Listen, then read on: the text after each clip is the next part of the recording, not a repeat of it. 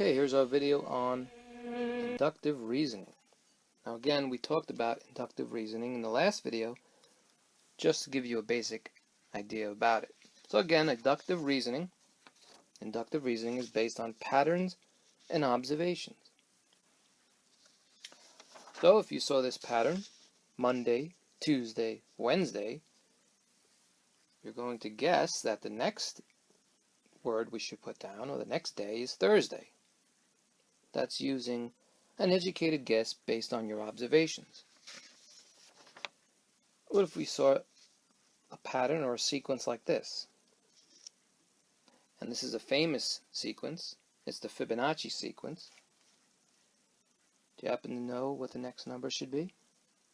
Okay, well, this is a Fibonacci sequence, which you should be familiar with. But if you add each number, like 1 and 1 is 2, add the two previous numbers, 1 and 2 is 3, 3 and 2 is 5, 5 and 3 is 8, you'll get your next number. And 8 and 5 is 13. Again, this is the Fibonacci sequence. So again, we're trying to find what the next pattern would be, the next sequence would be, and that's inductive reasoning. Now, it doesn't have to be numbers. It could be symbols. Here we see an hourglass. We see the sand is on top, and now it's to the right. Now it's on the bottom. Now it's to the left. We can use inductive reasoning, come up with a conjecture, and say we'll start over to this again. I said the word conjecture. The conclusion that you reach is called a conjecture, your answer. Remember that, conjecture. Now, not all conjectures can be true. So if you prove the conjecture is false, you're using a counterexample. So let's look at this. The square of any number is greater than the original number. Right? The square of any number. So if I take a number and square it, that's 4. 2 squared is 4. So the original number is 2. We get 4, and it's greater. So can we find a counterexample? Well, 1 squared is 1. 1 squared is a counterexample that says that's false because 1 is not greater than 1. It's equal to it. So again, you can prove sometimes that conjectures are false using a counterexample. So remember, we have some terms already. We have inductive reasoning, we have conjecture, and a counterexample. How about this? You can connect any 2 points to form a triangle. Okay, I mean 3 points actually, not 2 points. So, okay, here's 3 points. We can make a triangle, right? But can we come up with a conjecture? Well, it says, what if these 3 points are connected? Well, we formed a straight line. So there's our conjecture. Let's look at another example. Aurora makes a conjecture about slicing pizza. She says if you can use only straight cuts, the number of pieces will be twice the number of cuts.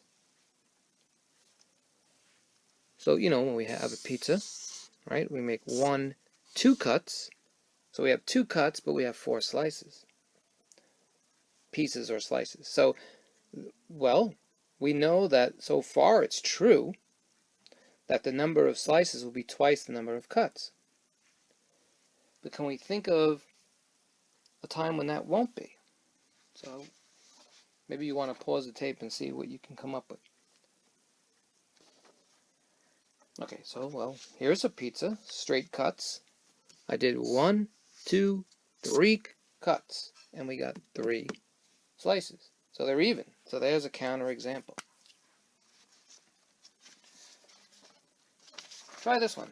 Make a counterexample. The sum of 2 numbers is greater than either number. 2 numbers. Here's 2 plus 3. That's 5. The sum is greater than both the numbers. Can you think of anywhere where the sum will not be? That's your counterexample. Again, pause the tape. All right, well, here's one.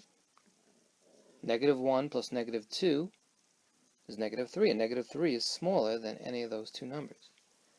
Again, be careful because it said numbers, and a number could be negative or positive.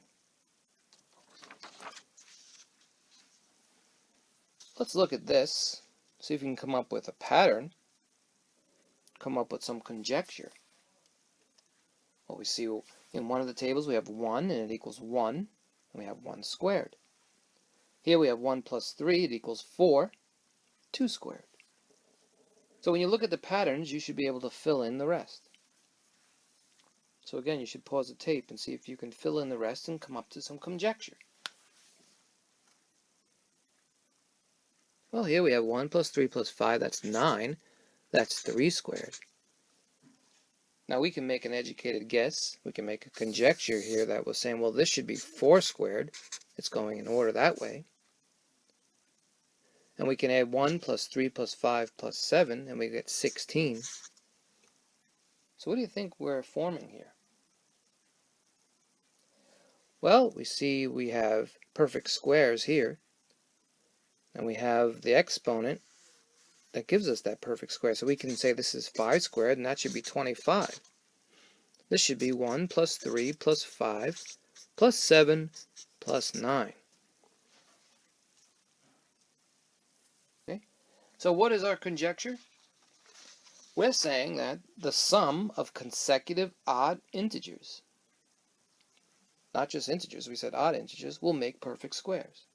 That's our conjecture.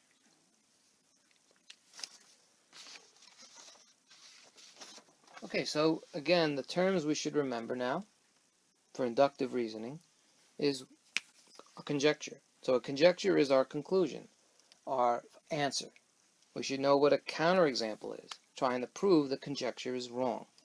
And you should know inductive reasoning is looking at logic or reasoning based on patterns and sequences and observations. Okay, great job.